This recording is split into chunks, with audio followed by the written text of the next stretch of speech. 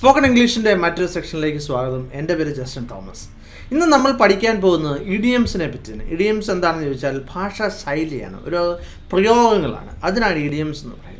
ഇനിയിപ്പോൾ നിങ്ങൾ ശ്രദ്ധിക്കേണ്ട ഒരു കാര്യം, ഇഡിയംസിന് നമ്മൾ ആ പറയുന്ന അർത്ഥമല്ല ഉള്ളത്, മറ്റൊരർത്ഥമായിരിക്കും. അപ്പോൾ നമ്മൾ ചിലപ്പോൾ പുതുതായിട്ട് ഇംഗ്ലീഷ് പഠിക്കുന്ന ഒരാൾക്ക് ഇഡിയംസ് ചിലപ്പോൾ മനസ്സിലാകാനുള്ള ബുദ്ധിമുട്ടുണ്ടാകും. കാരണം നമ്മൾ എന്ത് ചെയ്യുന്നു, അതുപോലെ തന്നെ നമ്മൾ അതിനെ ട്രാൻസ്ലേറ്റ് ചെയ്യുന്നു, അത് അല്ല അതിൻ്റെ അർത്ഥം അവരുദ്ദേശിച്ചത്. അപ്പോൾ ഞാൻ ഇന്ന് നിങ്ങളെ പഠിപ്പിക്കുന്നത് 14 ആനിമൽ ഇഡിയംസിനെ പറ്റിയാണ്. അതായത് മൃഗങ്ങളെ പറ്റി ചേർത്തുള്ള 14 ഇഡിയംസിനെ പറ്റിയാണ് ഞാൻ നിങ്ങൾക്ക് പഠിപ്പിക്കുന്നത് ഇന്ന്. അപ്പോൾ നമുക്ക് ശ്രദ്ധിക്കാം ഏതൊക്കെയാണ് അതെന്നുള്ളത്. ആദ്യമായിട്ട് കോപ്പി ക്യാറ്റ് എന്ന് പറഞ്ഞാൽ മറ്റുള്ളവരെ അനുകരിക്കുക, അതേപടി അനുകരിക്കുന്നവരൊക്കെയാണ് എന്ത് പറയുന്നു, കോപ്പി ക്യാറ്റ് എന്ന് പറയുന്നത്. ഓക്കെ, ഇപ്പോൾ ഉദാഹരണം എന്താണെന്ന് ചോദിച്ചാൽ, my friend is such A copy cat, he boat the same shirt as mine.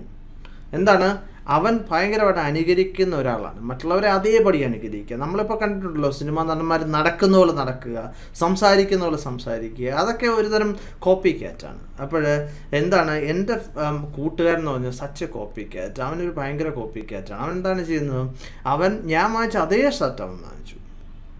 Okay, he told the hairdresser to copycat the same hairstyle of the model in the magazine. എന്താണ് പറഞ്ഞത്, അവന് hair ഡ്രസ്സറിനോട്, മുടി വെട്ടുന്ന ആളോട് എന്ത് പറഞ്ഞു, to copycat the same hair style of the model in the magazine. ആ മാഗസീനിലുള്ള മോഡലിൻ്റെ സെയിം ഹെയർ സ്റ്റൈലിൽ എന്ത് ചെയ്യാൻ പറഞ്ഞു, മുടി വെട്ടാൻ പറഞ്ഞു. അപ്പോൾ നമുക്ക് ഇപ്പോൾ ബാർബർ ഷോപ്പിൽ പോയാൽ നമുക്ക് പിറ്റിയിൽ പല സ്റ്റൈലുകൾ അവർ ഒട്ടിച്ച് വെച്ചിട്ടുണ്ട്. അപ്പോൾ നമ്മൾ അവരോട് പറഞ്ഞു കഴിഞ്ഞാൽ നമുക്ക് അങ്ങനെ തന്നെ മുടി വെട്ടി തരുന്നതാണ്. അപ്പോൾ നമുക്ക് എന്താണ് പറഞ്ഞത്, ഇപ്പോൾ നിങ്ങൾക്ക് മനസ്സിലായി എന്ന് കരുതുകയാണ്. ഇനി മറ്റൊന്നാണ് ക്യാറ്റ് നാപ്പ് എന്ന് പറയുന്നത്. ക്യാറ്റ് നാപ്പ് എന്ന് പറഞ്ഞാൽ ചെറിയ ഉറക്കത്തിനാണ്. നാപ്പെന്നും തീർച്ചയായിട്ടും നമുക്ക് പറയാവുന്നതാണ്. ഇനി മറ്റൊരു വേർഡ് ഈ ചെറിയ ഉറക്കത്തിന് സിയസ്റ്റ എന്നും പറയുന്നതാണ്. ഇപ്പോൾ ശ്രദ്ധിക്കുക, നിങ്ങൾ ക്യാറ്റ് നാപ്പ് എന്ന്, നിങ്ങൾ പൂച്ച നോക്കി, പൂച്ച എന്താണ് ചെയ്യുന്നത്, പൂച്ച കിടന്ന് ഉറങ്ങുന്നു, ഒരു ചെറിയ ശബ്ദം കേട്ടാൽ ചാടി എഴുന്നേൽക്കുന്നു. പൂച്ച ഏകദേശം 18 മണിക്കൂർ ഉറങ്ങുന്നതാണ് പറയുന്നത്. ഇനിയിപ്പോൾ അതിൻ്റെ ആധികാരികതയിലേക്കൊന്നും ഞാൻ പോകുന്നില്ല. അപ്പോഴേ നമ്മൾ ശ്രദ്ധിക്കേണ്ട കാര്യം എന്താണ്, ഈ ക്യാറ്റ് നാപ്പ് അല്ലെങ്കിൽ ജസ്റ്റ് നാപ്പ് എന്ന് പറഞ്ഞാലും സെയിമാണ്, ചെറിയ ഉറക്കം. Okay, she took A cat nap in the afternoon എന്ന് പറഞ്ഞാൽ എന്താണ്, അവളൊരു ചെറിയൊരു ഉറക്കം, ചെറുതായിട്ടൊന്ന് മയങ്ങി. നമ്മൾ മയങ്ങുക എന്ന് പറഞ്ഞാൽ അത്. ഓക്കെ, ഫിഷി എന്ന് പറഞ്ഞാൽ സംശയാസ്പദമായ.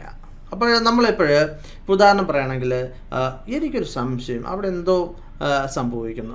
അപ്പോൾ എനിക്കൊരു സ്ഥാപനമുണ്ട്, അപ്പോൾ അവിടെ എന്തോ സംഭവിക്കുന്നു, ഒരു സംശയം. അപ്പോൾ എന്താണ്, ഞാൻ അവിടെ ചെന്നു, എന്നിട്ട് അപ്പോൾ ഞാൻ ഉദ്ദേശിച്ച പോലെ തന്നെ അവിടെ എന്തോ സംഭവിച്ചുകൊണ്ടിരിക്കുന്നു, ഒരു മോഷണം സംഭവിക്കുന്നു, അല്ലെങ്കിൽ എന്തൊക്കെ കൃത്രിമം നടന്നുകൊണ്ടിരിക്കുന്നു. അപ്പോഴേ ഞാൻ എന്താണ് പറയുന്നത്, I knew something fishy was going on here. എനിക്കറിയാമായിരുന്നു സംശയാസ്പദമായ എന്തോ ഇവിടെ നടക്കുന്നുണ്ട് എന്ന് എനിക്കറിയാമായിരുന്നു. Okay, I knew something fishy was going on here. Okay, ഇനിയിപ്പോൾ നമ്മൾ ഒരെണ്ണം ശ്രദ്ധിക്കാം, ഹോളി കൗ എന്നുള്ളത് വളരെ കോമൺ ആയിട്ട് വിദേശികൾ ഉപയോഗിക്കുന്ന ഒന്നാണ്. എന്ന് പറഞ്ഞാൽ വിശുദ്ധ പശു എന്നുള്ള അതിൻ്റെ അർത്ഥം അത്ഭുതം എന്നുള്ളത്. നമ്മൾ ഹോളി കൗ എന്നിങ്ങനെ പറഞ്ഞതിന് ശേഷം അതൊരു അത്ഭുതമാണ്. അപ്പോൾ ഒയ്യോ എന്നൊക്കെ നമ്മൾ പറയത്തില്ലേ, അതാണ് നമ്മൾ ഒയ്യോ എന്ന് പറയുന്നത് തന്നെയാണ് അത്. ആ ഹോളി കൗ എന്ന് അവർ പറയുന്നത്, അവർ ഒയ്യോ ഒന്നും പറയത്തില്ല, അതിന് പകരമായിട്ടാണ് എന്താണ് holy cow. Okay, holy cow, I can't believe that you ate 3 chicken biryani today. എനിക്ക് വിശ്വസിക്കാൻ പറ്റുന്നില്ല നീ ഇന്ന് 3 ചിക്കൻ ബിരിയാണി കഴിച്ചു എന്നുള്ളത്. അപ്പോൾ അവിടെയൊക്കെയാണ്, അപ്പം നമുക്ക് എന്തൊരു ആശ്ചര്യം, അത്ഭുതം, അവിടെയൊക്കെയാണ് എന്ത് ഉപയോഗിക്കുന്നത്, ഹോളി കൗ എന്നുള്ള ഉപയോഗിക്കുന്നത്. നിങ്ങൾ തീർച്ചയായിട്ടും ഇംഗ്ലീഷ് സിനിമകൾ കണ്ടാൽ ഇത് നിങ്ങൾ കേൾക്കാനുള്ള ഒരുപാട് ചാൻസ് ഉണ്ട്, അവർ ഉപയോഗിക്കുന്നതാണ്. ഇനി കിൽ 2 birds with 1 stone, നമ്മളും ഉപയോഗിക്കുന്ന ഒന്നാണിത്. ഇതെന്താണ്, ഒരു വടിക്ക് 2 പക്ഷി എന്ന് നമ്മൾ പറയത്തില്ലേ, അതിനാണ് എന്ത് പറയുന്നത്, കിൽ 2 birds with 1 stone എന്ന് പറയുന്നത്. ഇനി let the cat out of the bag എന്ന് പറഞ്ഞാൽ സത്യം വെളിവിടുക എന്നുള്ളതാണ് എൻ്റെ അർത്ഥം. let the cat out of the bag. Okay, who let the cat out of the bag about my surprise birthday gift? എന്താണ്, ആരാണ് ഞാൻ ഈ ഇങ്ങനൊരു സർപ്രൈസ് ആയിട്ടൊരു ബർത്ത്ഡേ ഗിഫ്റ്റ് കൊണ്ടുവരുമെന്ന് പറഞ്ഞത്, വെളിപ്പെടുത്തിയത്. ഓക്കെ, സത്യം വെളിവിട്ടത് ആരാണ് എന്നുള്ളതാണ് നമ്മൾ എന്താണ് let the cat out of the bag എന്നുള്ളതിൻ്റെ അർത്ഥം. ഇനി റെയിനിങ് ക്യാറ്റ്സ് ആൻഡ് ഡോഗ്സ്. അപ്പോൾ നിങ്ങൾ എൻ്റെ ഒരു സബ്സ്ക്രൈബർ, ഒരു സ്റ്റുഡൻറ്റ് ചോദിച്ചൊരു ചോദ്യമാണിത്, റെയിനിങ് ക്യാറ്റ്സ് ആൻഡ് ഡോഗ്സ് എന്ന് പറഞ്ഞാൽ അതിൻ്റെ അർത്ഥം എന്താണെന്നുള്ളത്. അതിൻ്റെ അർത്ഥം ഭയങ്കര മഴ എന്നുള്ളതാണ് അതിൻ്റെ അർത്ഥം. ഓക്കെ, ഇപ്പോഴേ നമ്മൾ പറയാണ്, oh I forget to take my umbrella. ഞാൻ എന്താ ചെയ്തു, ഞാൻ എൻ്റെ കുടയെടുക്കാൻ മറന്നുപോയി. It's raining cats and dogs. It's raining cats and dogs എന്ന് പറഞ്ഞാൽ ഭയങ്കരമായിട്ട് മഴ പെയ്തുകൊണ്ടിരിക്കുകയാണ്. അപ്പോൾ അതിനാണ് ഇത് ഉപയോഗിക്കുന്നത്. ഓക്കെ, ഇനി റാറ്റ് റേസ് എന്ന് പറഞ്ഞാൽ എന്താണ്? റാറ്റ് റേസ് എന്ന് പറഞ്ഞാൽ എലികൾ തമ്മിലുള്ള മത്സരമാണോ? അല്ല, അധികാര വടംവലിക്കാണ് എന്ത് പറയുന്നത്, റാറ്റ് റേസ് എന്ന് പറയുന്നത്. അധികാരത്തിന് വേണ്ടിയുള്ള മത്സരം, അതാണ് റാറ്റ് റേസ്. അപ്പോൾ I have decided to get out of the rat race and went back to teaching. Okay, അപ്പോൾ ആരെല്ലാം എന്നോട് ചോദിക്കുകയാണ്, നിങ്ങൾ എന്തുകൊണ്ടാണ് നിങ്ങളുടെ ഒരു കമ്പനി ജോലി ചെയ്തുകൊണ്ടിരുന്നാണല്ലോ, നിങ്ങൾ എന്തിനാണ് നിർത്തിയിട്ട് ഇപ്പോൾ ടീച്ചിങ് പ്രൊഫഷൻ തിരഞ്ഞെടുത്തതെന്ന് ചോദിച്ചാൽ എന്ത് പറയും? I have decided to get out of the rat race. എന്താണ്? അധികാര വടംവലിയിൽ നിന്നും എന്ന് പറഞ്ഞാൽ ഞാൻ have decided to get out എന്ന് പറഞ്ഞാൽ ഞാൻ എൻ്റെ അകത്ത് നിന്ന് ഒഴിഞ്ഞു മാറുക അല്ലെങ്കിൽ പുറത്തു വരിക, അതിന് തീരുമാനിച്ചു. And went back to teaching, അതാണ് അതിൻ്റെ കാരണം. ഇനി നമുക്ക് ശ്രദ്ധിക്കാം മറ്റൊന്ന്. Okay, eat like a horse. Eat like a horse എന്ന് പറഞ്ഞാൽ നമ്മൾ ഭയങ്കരമായിട്ട് കഴിക്കുന്നതാണ് എന്ത് പറയുന്നത്, ഈറ്റ് ലൈക്ക് എ ഹോഴ്സ് എന്ന് പറയുന്നത്. ഓക്കെ, ഇപ്പോഴെൻ്റെ സുഹൃത്തുണ്ട് Rahul. Okay, my friend Rahul eat like a horse. എന്താണ്? അവൻ ഈറ്റ്സ് ലൈക്ക് എ ഹോഴ്സ്. അപ്പോൾ എന്തുകൊണ്ടാണ് ഈ എസ് വന്നത്? അപ്പോൾ ശ്രദ്ധിക്കേണ്ട ഒരു കാര്യം എന്താണ്, നമ്മൾ പറഞ്ഞിട്ടുണ്ടായിരുന്നു സിംഗുലറാണ്, സിമ്പിൾ പ്രസൻറ്റ് ടെൻസ് ആണ്. അപ്പോഴെന്താണ്, ഒരു എസ് ചേർക്കണം എന്ന് പറഞ്ഞായിരുന്നു. കാരണം എന്താണ്, ഈ രാഹുൽ എപ്പോഴും ഇങ്ങനെയാണ് കഴിക്കുന്നത്. അതുകൊണ്ടാണ് my friend Rahul Eats like a horse. അവൻ്റെ കുതിരയെ പോലെയാണ് കഴിക്കുന്നത്. കുതിരയെ പോലെ എന്നുള്ളതല്ല കേട്ടോ അതിൻ്റെ അർത്ഥം. അതിൻ്റെ അർത്ഥം ഒരുപാട് കഴിക്കാമെന്ന് മാത്രമുള്ളത്, കുതിരയായിട്ടൊന്നും തോന്നുന്നില്ല. ഓക്കെ, ബട്ട് ഈ സ്റ്റിൽ ലീൻ, അല്ലെങ്കിൽ ഈസ് നോട്ട് ഫാറ്റ്.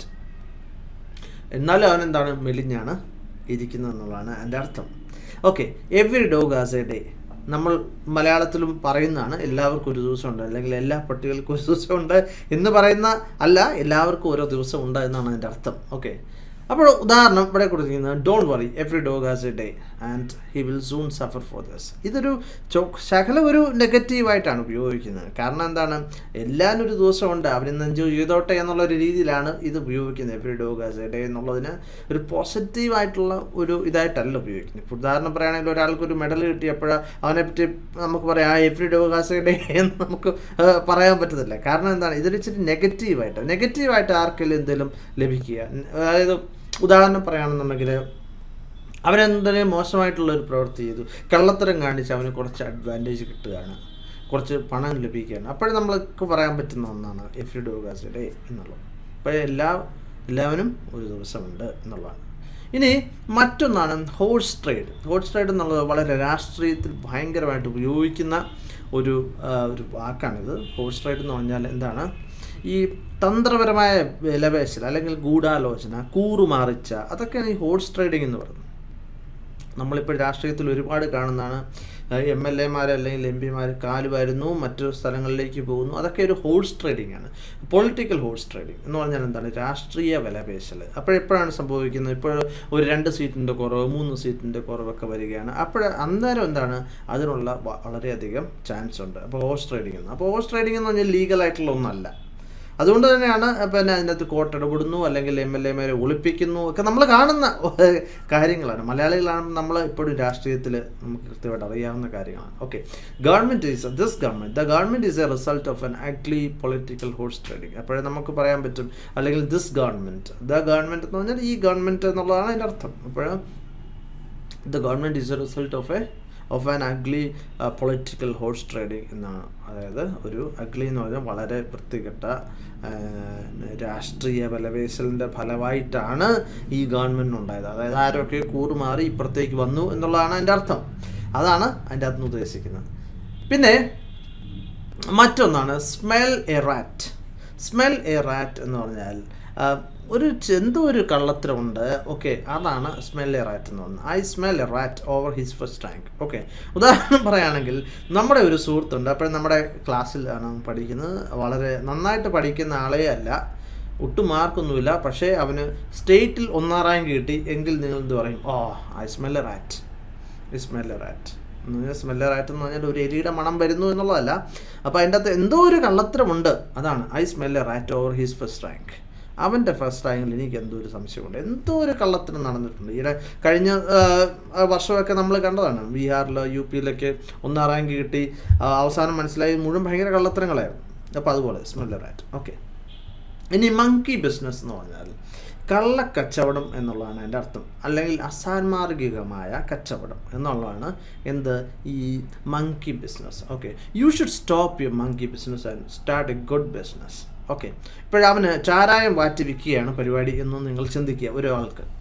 അപ്പോൾ നമുക്ക് പറയാം അവന് is doing A monkey business. Monkey business എന്ന് പറഞ്ഞാൽ എന്തൊരു കള്ളത്തിനും അസാൻമാർഗികമായ കച്ചവടം. Okay, you should stop your monkey business and start a good business. അപ്പോൾ നമുക്ക് അവൻ ഒരു ഉപദേശം കൊടുക്കുകയാണ്. അപ്പോൾ അതുകൊണ്ടാണ് ഷുഡ് ഉപയോഗിച്ച്. നിങ്ങൾ ഷുഡ് പഠിച്ചതാണ്, നമ്മളെല്ലാം പഠിച്ചതാണ്, ഇതിനകത്ത് പറയുന്ന എല്ലാം നമ്മൾ പഠിച്ചതാണ്. ഇനി അഥവാ നിങ്ങൾ പഠിച്ചിട്ടില്ല എങ്കിൽ തീർച്ചയായിട്ടും താഴെ കാണുന്ന ലിങ്കിൽ നിങ്ങൾ ക്ലിക്ക് ചെയ്യുക. ഞാൻ അവിടെ പറഞ്ഞിട്ടുണ്ട്. ഇപ്പോൾ അവിടെ ഇങ്ങനെയാണ് കൊടുത്തിരിക്കുന്നത്. നിങ്ങൾക്ക് ആദ്യം മുതലുള്ള എല്ലാ പാഠങ്ങളും ക്രമമായിട്ട് ലഭിക്കുവാൻ വേണ്ടി നിങ്ങൾ ഈ ലിങ്കിൽ ക്ലിക്ക് ചെയ്യുക എന്നുള്ളതാണ് കൊടുത്തിരിക്കുന്നത്. അപ്പോൾ തീർച്ചയായിട്ടും നിങ്ങൾ അവിടെ ക്ലിക്ക് ചെയ്യുക. മറ്റൊന്ന് വൂൾഫ് ഇൻ ഷീപ്സ് ക്ലോത്തിങ് എന്നുള്ളതാണ്. അതിന് നമുക്ക് മലയാളത്തിൽ നമ്മൾ പറയുന്ന ഒന്നുണ്ട്, ആട്ടിൻ തോലിട്ട ചെന്നായി എന്ന് നമ്മൾ പറയാറുണ്ട് അല്ലേ.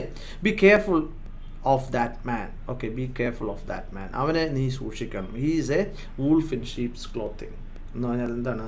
അവനൊരു ആട്ടിൻ തോലിട്ട ചെന്നായാണ് എന്നുള്ളതാണ് അതിൻ്റെ അർത്ഥം. അപ്പോൾ നിങ്ങൾക്കത് മനസ്സിലായി എന്ന് ഞാൻ കരുതുകയാണ്. അപ്പോൾ തീർച്ചയായിട്ടും ശ്രദ്ധിക്കുക. നമ്മൾ ഇന്ന് പഠിച്ചത് 14 ഇഡിയംസ് ആണ്. വളരെ കോമൺ ആയിട്ട് ഉപയോഗിക്കുന്നതാണ്. നിങ്ങൾ സിനിമയൊക്കെ കാണുവാണെങ്കിൽ അതിനകത്ത് നിങ്ങൾക്ക് കേൾക്കാവുന്നതാണ്. അപ്പോൾ ഞാൻ പറയാൻ ഉദ്ദേശിക്കുന്ന മറ്റൊരു കാര്യം, ഞാനിപ്പോൾ സിനിമ കാണുന്നതിനെ പറ്റി പറഞ്ഞു. സിനിമ കാണുന്നത് നിങ്ങൾക്ക് തീർച്ചയായിട്ടും എന്താണ് നിങ്ങളുടെ ഇംഗ്ലീഷ് ഇമ്പ്രൂവ് ചെയ്യാൻ നിങ്ങൾക്ക് സഹായിക്കും. പക്ഷേ നിങ്ങൾ സിനിമ കാണുമ്പോൾ നിങ്ങൾ എപ്പോഴും ഹെഡ്ഫോൺ ഉപയോഗിച്ച് മാത്രം, ഒരു ഹെഡ്ഫോൺ ഉപയോഗിച്ച് ചെവിയിൽ ഹെഡ്ഫോൺ വെച്ചുകൊണ്ട് മാത്രം നിങ്ങൾ കാണുക. അപ്പോൾ നിങ്ങൾക്ക് തീർച്ചയായിട്ടും വ്യക്തമായിട്ട് നിങ്ങൾക്ക് മനസ്സിലാകും. പിന്നെ ശ്രദ്ധിക്കേണ്ട ഒരു കാര്യം, ആദ്യം കേട്ടാൽ ആർക്കും ഒന്നും മനസ്സിലാകത്തില്ല. ഡോണ്ട് വറി, അത് നമ്മൾ പ്രാക്ടീസ് ചെയ്യുക, റിപ്പീറ്റ് ചെയ്യുക. ഞാൻ നിങ്ങളോട് വളരെ ഒന്നാമത്തെ ചാപ്റ്റർ തൊട്ട് പറയുന്നൊരു കാര്യമാണ് റിപ്പീറ്റ്.